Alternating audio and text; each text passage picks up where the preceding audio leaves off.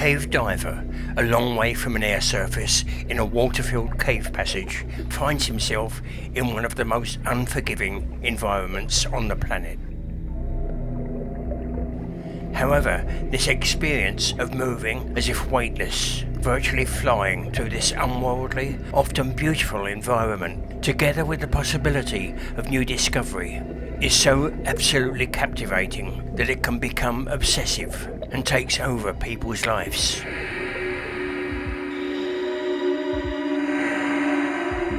And yet there is always the knowledge that if things do go wrong, it may well prove fatal. Inevitably, with inexperienced divers, the most common danger has always simply been panic. That is something that experience and training can hopefully control. Also, modern advances in equipment and technique have undoubtedly also made cave diving safer. But as in every extreme activity, there are those individuals that will use this increased safety to push the limits even further.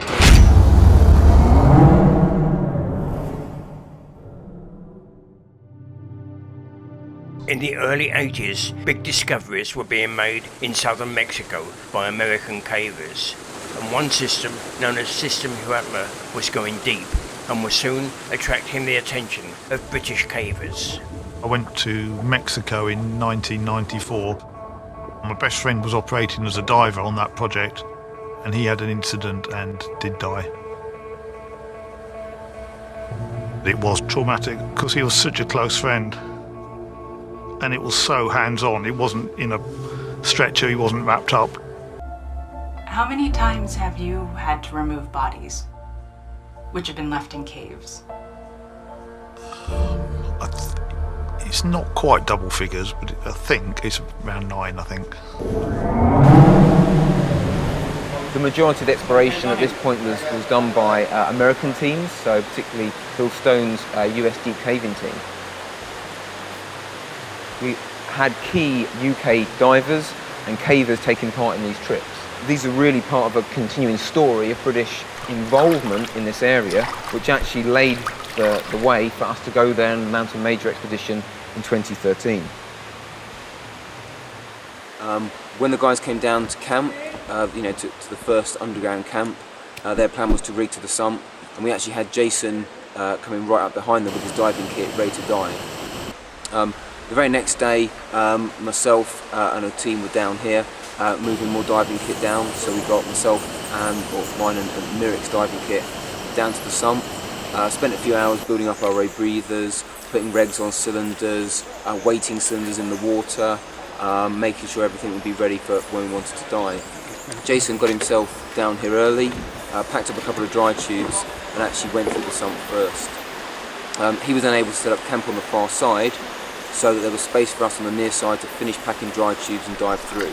And the day after Jason went through to set up Camp 6, I was down here carrying a couple of dry tubes through, and then the other guys showed up and we got everybody to Camp 6 on that final day.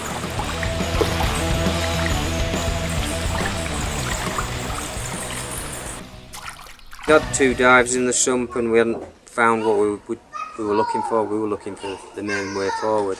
So we came up with a new strategy of diving together. I was on the right hand wall following my old line.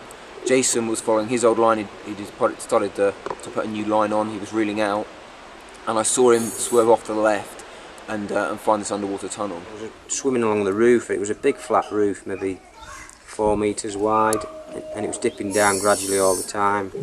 And after about 300 meters, it was down at 60 meters depth. So we knew we'd found the way forward at that point. And that left us with one final day's worth of diving. We decided to put Jason in the water first, see what he'd get. On the roof again, the same flat roof. It was still carrying on at 75 metres, but I was way off the floor. So I thought, right, I'm just going to dip down here, get 80 metres on the computer, and that's it.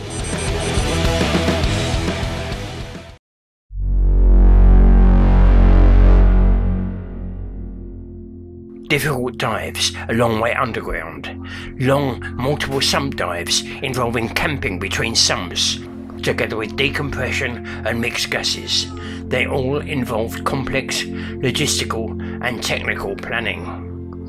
Over the years, a strong team of very skilled and accomplished British cave divers would be created in the process. In June of 2018, all of those skills and the teamwork were to be put to the test during a rescue in Thailand. Somewhere inside, the boys are trapped by rising waters from heavy weekend rains. They're in the right place, they could survive for 5-6 days. I cannot expect that how long, but every minute is important. It's now more than a week since the 12 young footballers and their coach embarked on their adventure. It was important at that time to get the experience out to support the Thai Navy SEALs. I handed the note with their names, Rob Harper, Stanton and John Valuton on the Tuesday evening to one of the ministers. We arrived in Chiang Rai Airport. There was a big sign up that said, "Welcome to the world's best cave divers." And we were marched out to this sign and had to pose in front of it. All very embarrassing. When we arrived at the cave site, there was complete chaos. I've had a full career in the fire service. I've been to big incidents. I've seen chaos, but not at this scale. We realised that we had a contact on the ground. A British guy, Vern Unsworth, he knew the cave very, very well. Although the governor was in charge of the incident, he had devolved all responsibility for the diving to the Navy SEALs, and that they were very clear that they wouldn't let us go in the water. Our area of expertise is different. At that point, it's really not safe to go in. The UK team still insists. It got quite heated. Suddenly, two scruffy-looking middle-aged men turn up. I can see how that really is a bad start to a relationship. He actually told the UK guy, if you die in there, don't expecting us to go fetch your body. The weather was deteriorating and the cave was flooding.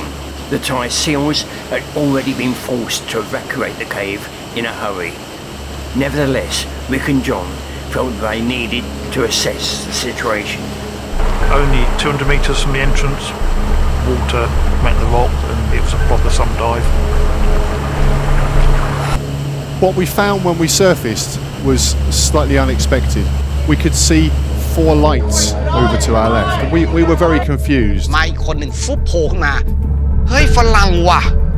They were pump workers who had been asleep in an alcove and had been missed in the chaos of evacuation. With the floodwater still rising, they now also required urgent rescue, and that meant diving them out. The resulting panic was understandable, but it risked the lives of both the rescued and the rescuer. They had already probably saved the lives of the 4 adults, but the incident would be played down by the Thai authorities for obvious reasons. Nevertheless, the event would strongly influence decisions that they would need to make later. The rain continued for several days. The situation seemed hopeless. The British divers were considering going home. Then, following a 2-day break in the weather, on the 9th day since the boys were trapped, Rick Stanton and John Valuton decided to make one last push into the cave. I was getting quite keen to turn round because I was way beyond any sensible air margin. Rick and I had already discussed that we would lay the thick line as far as we could. Then I had a reel of 200 metres of thinner line. We would use this to give us maximum possible reach into the cave. As we got to any airspace, I took my mask off and had a sniff. Caves have got a very neutral smell. You'd easily smell people that have been in there for 10 days. Defecating, decaying. That seems like a miracle. Almost 10 days since they first entered the cave. Yeah, best you can. Thank you. How many of you? 13? Yeah, 13. Brilliant.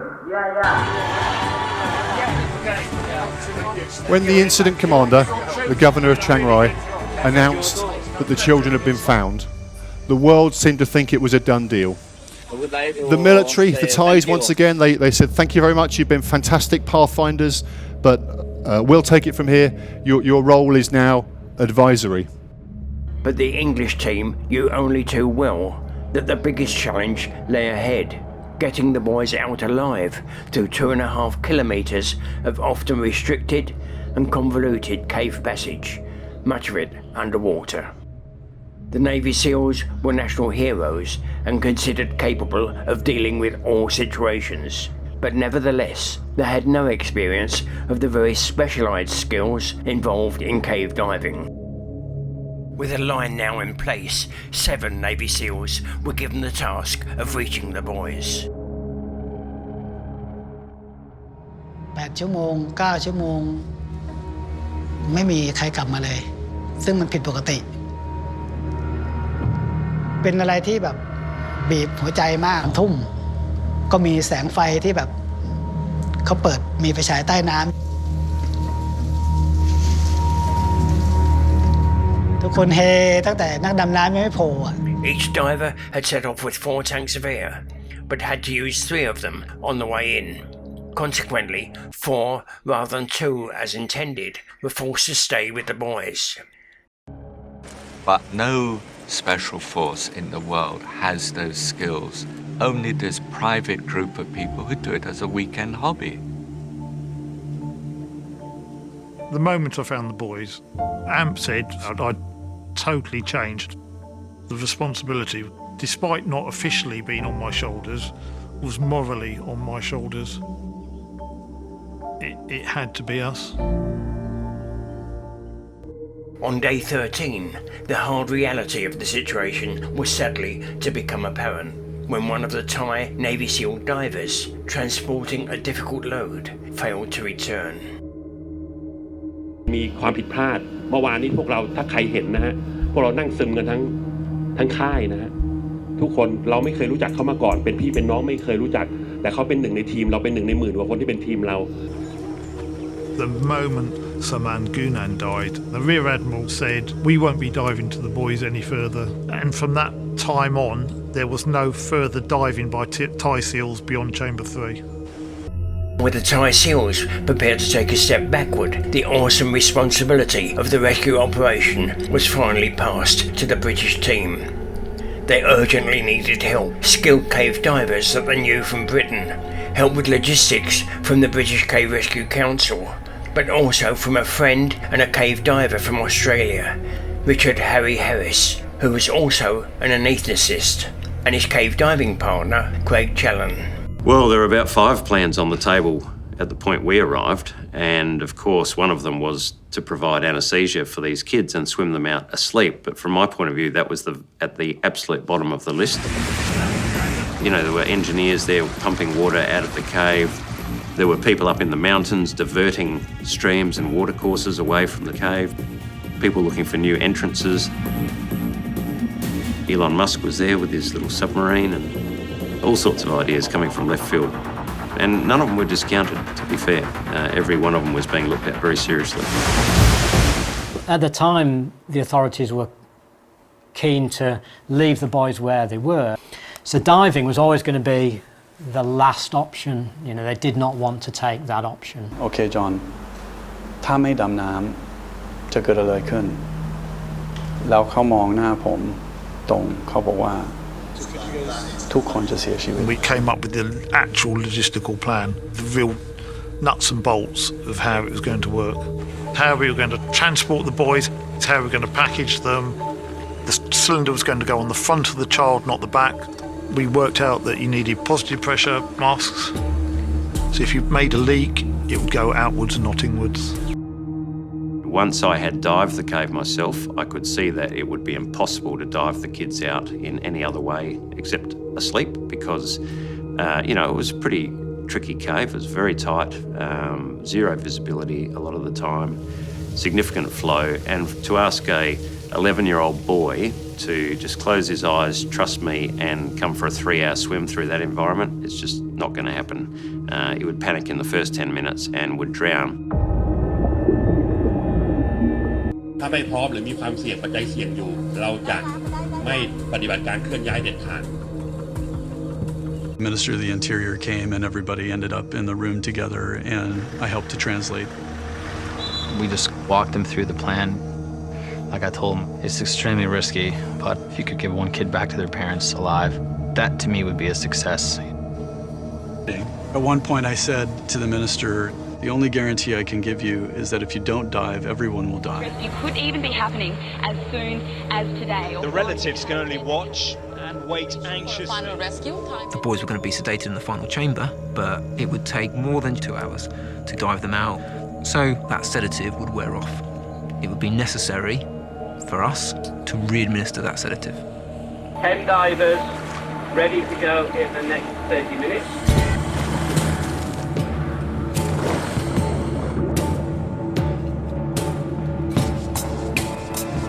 I went straight to the...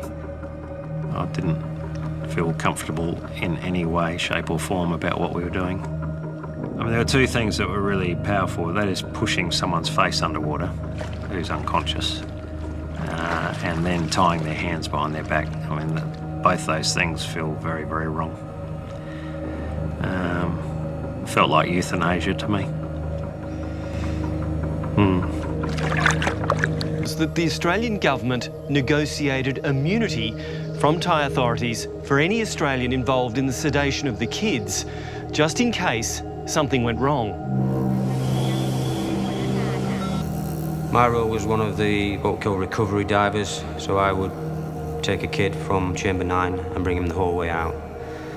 So with the diving, we'd submerge with the kid, and it depending how the line laid, we'd either have them on the right-hand side or the left-hand side, either holding the back or holding the chest, either face here, depending if we were likely to hit the roof or not, or if we could see what was going on, we'd hold them out a little bit further. Swimming through the sump, the first day, reasonable visibility, I could see sort of a metre in front of me, so I didn't have to hold on to the line. By the last day, it was nil visibility. So I was confident of getting myself out, I was confident of not losing control of the line, I was confident of getting the kid out. I wasn't 100% confident of getting him out alive.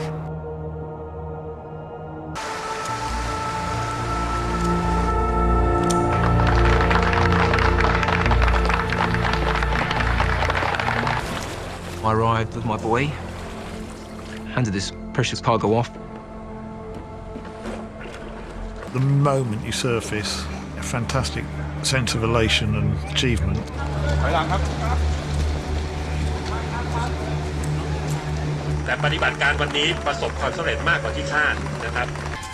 But the forecasts we kept getting were it's going to rain imminently. And it did. ที่ช่วยกันทำงานให้เราสำเร็จใน 17 วันคนไทยจะจดจำแล้วนำไปเป็นบทเรียนในการพัฒนาประเทศไทยต่อไปขอบคุณครับ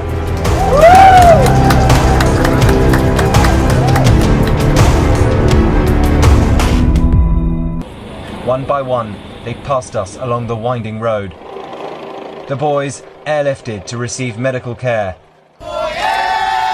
Volunteers rejoicing at the news. The coach, weaker than all those boys, evacuated.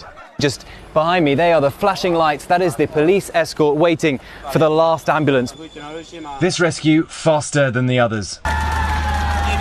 These Navy SEAL divers and medic waiting to leave until everyone was safe. The once unthinkable, now a miraculous reality. Cave diving had never before been subjected to such international publicity. The divers were heroes. There were awards, television appearances, and even a Hollywood feature film. Has it changed public opinion?